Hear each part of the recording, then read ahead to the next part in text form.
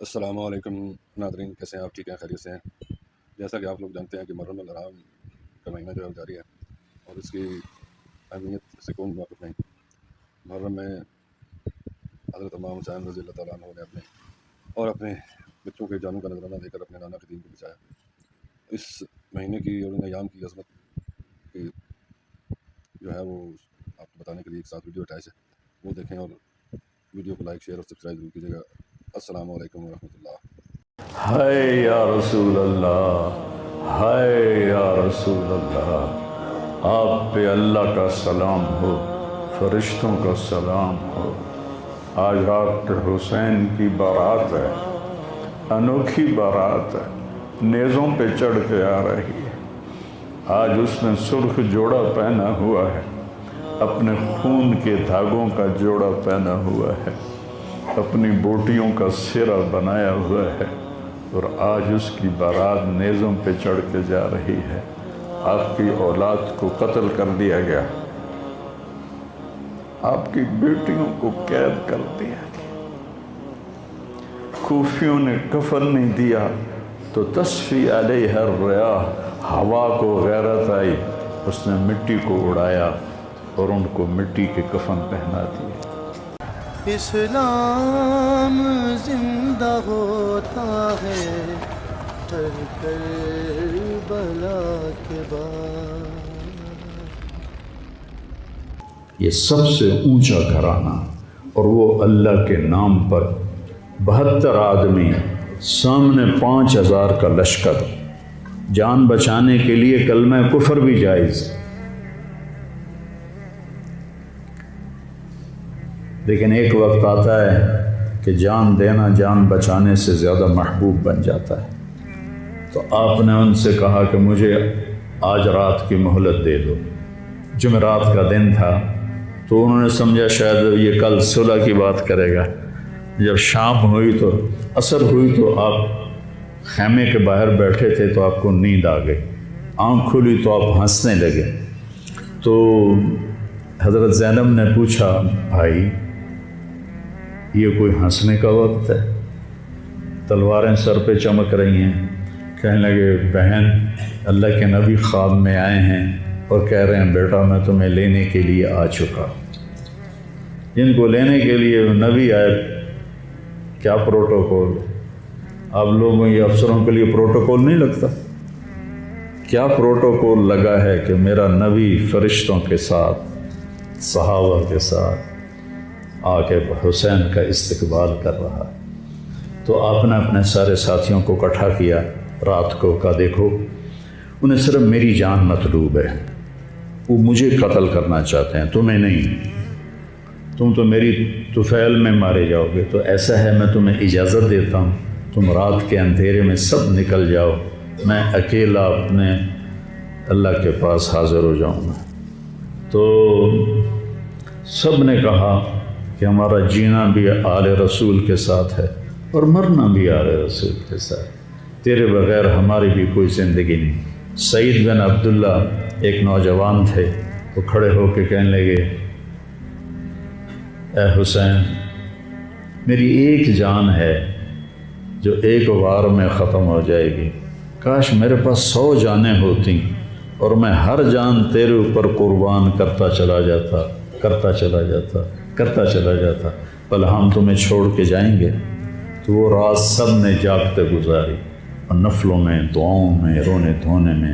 صبح آپ نے اپنے لشکر کو ترتیب دیا، 72 لوگ تھے، 42 گھوڑ سوار تھے اور 30 پیدل تھے۔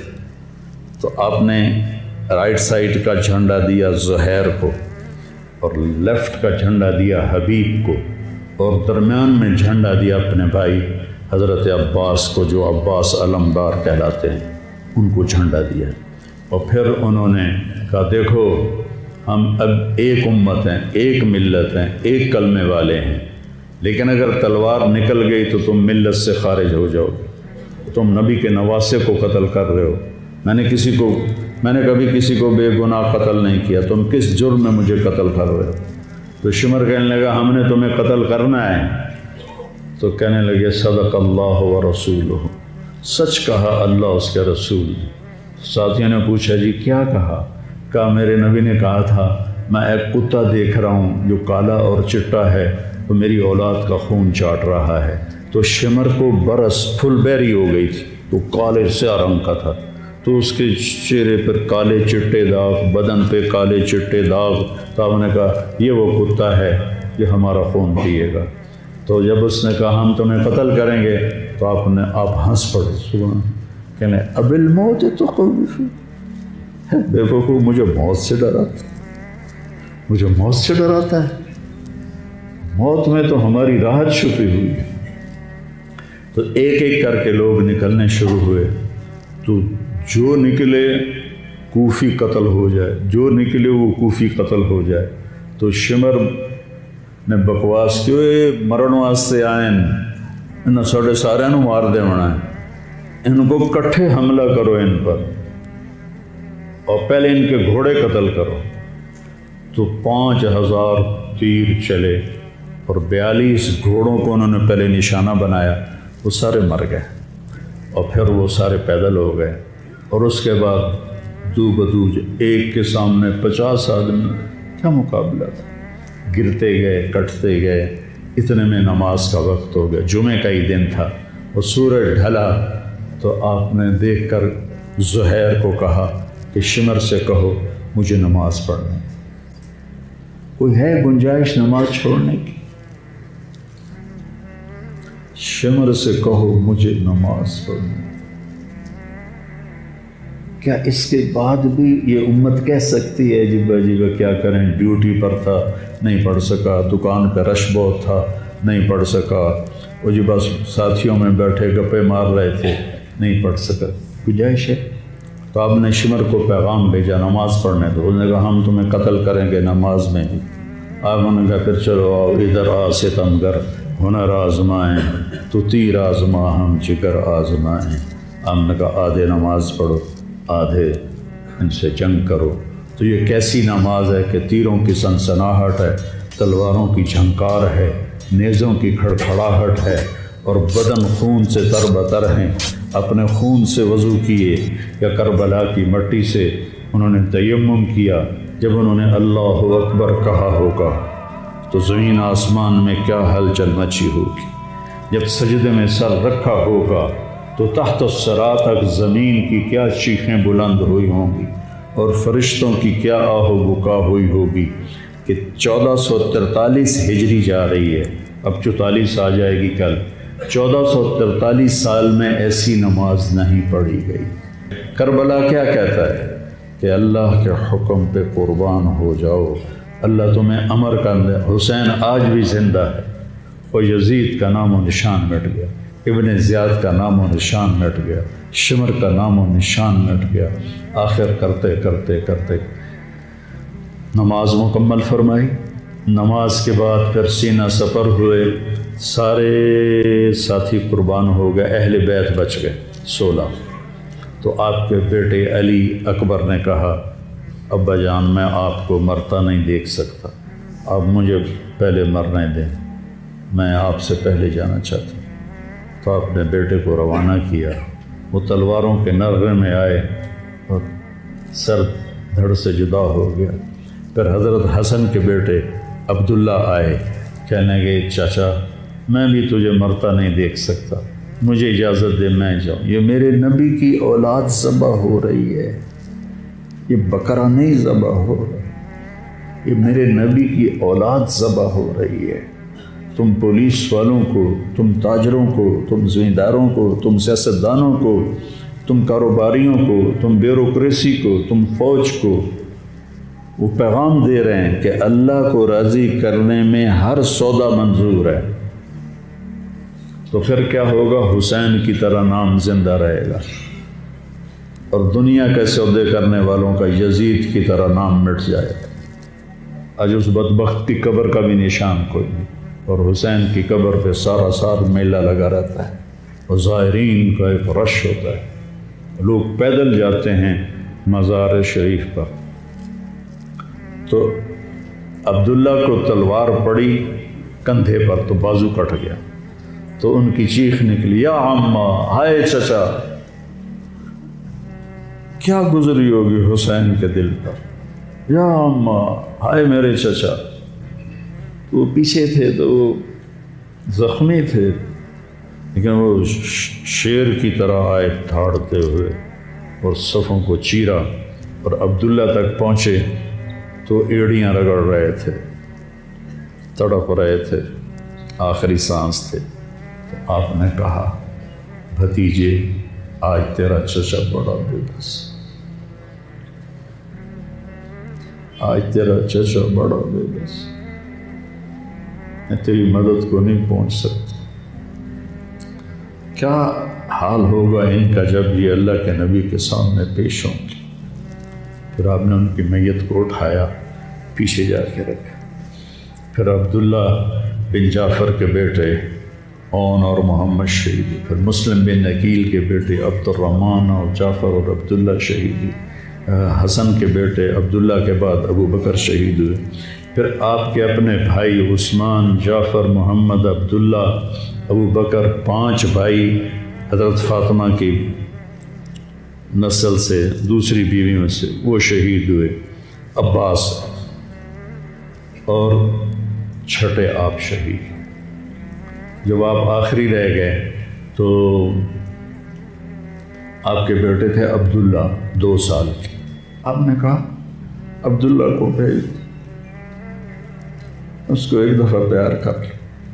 2 برس کا بچہ، ہم نے اس کو سینے سے لگا، اس کو پیار کیا، اور اس کو جھولے میں بٹھا کے اس کو ایسے دیکھ رہے تھے کہ کوفی لشکر سے ابن الموکل ایک سپاہی تھا، اس نے نشانہ لگا کے جو تیر چلایا، تیر خطا بھی ہو سکتا تھا، لیکن وہ یہاں آ کے لگا، یا اور گردن کے پار ہو گیا، اور عبداللہ کی چیخ بھی نہ نکل سکی، اور یوں گردن ڈھلک گئی.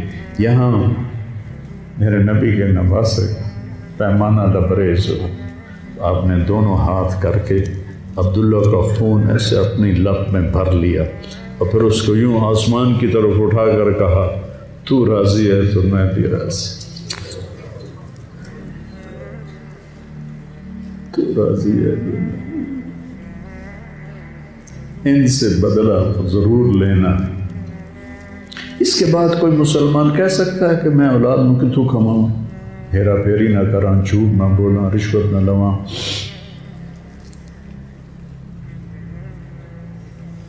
میں اپنے بچوں کو کہاں سے کھلاؤں؟ بچے تمہاری قبر میں جائیں گے، بیوی تمہاری قبر میں جائے گی، اکیلی جان ہے، اکیلے جان. آپ نے اس معصوم کو لٹایا اور پھر کھڑے ہو گئے. اب عصر کا وقت آ گیا تھا اور آپ ڈول رہے تھے زخم کی وجہ سے.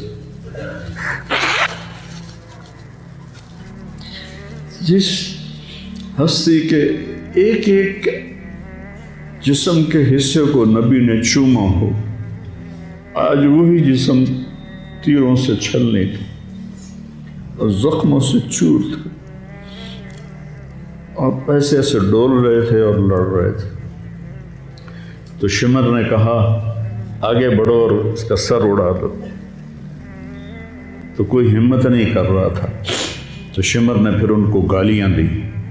تو زرع بن شریک تمیمی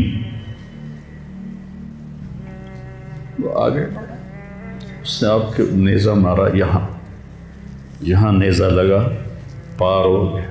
تو آپ ایسے لڑکھڑاتے ہوئے گر پڑے. تو شمر نے کہا سر کاٹ دو.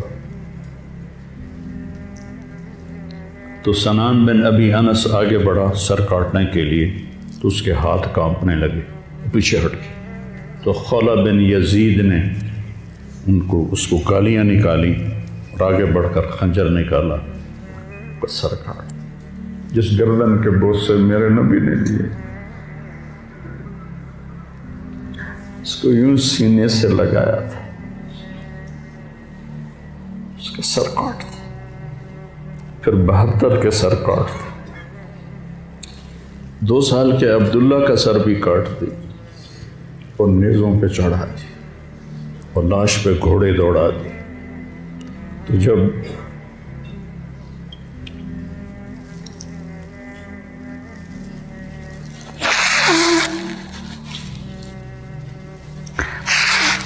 آپ عام مسلمان ہیں، عام لوگ ہیں، ہماری راجپوت فیملی ہے، ہم اپنی عورتوں کو پردوں میں لے کے چلتے ہیں، غیر محرم سے بچاتے ہیں۔ میرے نبی کی بیٹیوں کو کھلا کھلا کوفیوں نے گھسیٹ، اور میرا رب دیکھ رہا، میرے نبی کی اولاد پیغام دے رہی ہے کہ اللہ سے غداری نہ کرنا، چند ٹکوں پر، چند دن کی زندگی پر اللہ سے غداری نہ کرنا۔ تو جب حضرت زینب نے ایسے دیکھا سب نیزوں پر لاشیں کٹی ہوئی، تو انہوں نے ایک مرثیہ پڑھا، واہ محمد واہ محمد صلی علیک الالہ وملک السماء ھذا حسین بالورا مزمل مقطع الاعضاء واہ محمد واہ محمد بناتک سوایا وذریتک مقتلہ تصفی علیہ الریاح۔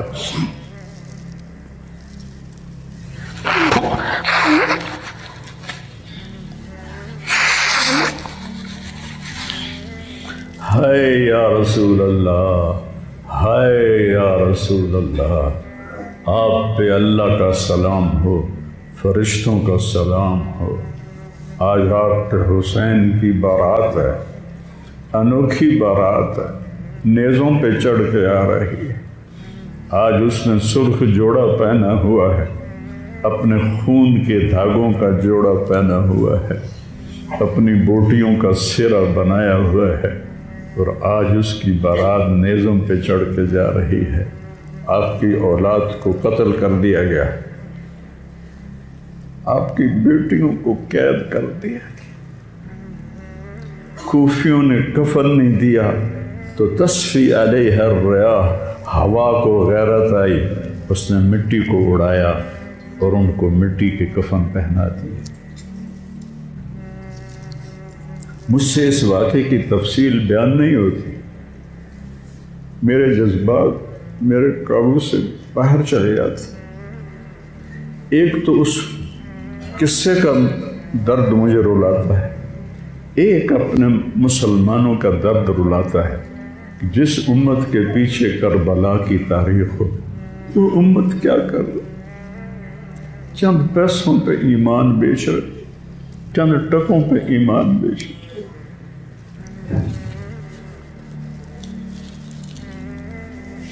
تو بھائیو، نیا سال آ رہا ہے، ہم توبہ کریں اللہ کی بارگاہ، اور آج ہم اپنی زندگی کی نئی بنیاد رکھیں کہ یا اللہ، میں آج کے بعد تیری مانوں گا، تیرے محبوب کی مانوں گا، اور جو قربانی آئی میں اسے برداشت کروں گا۔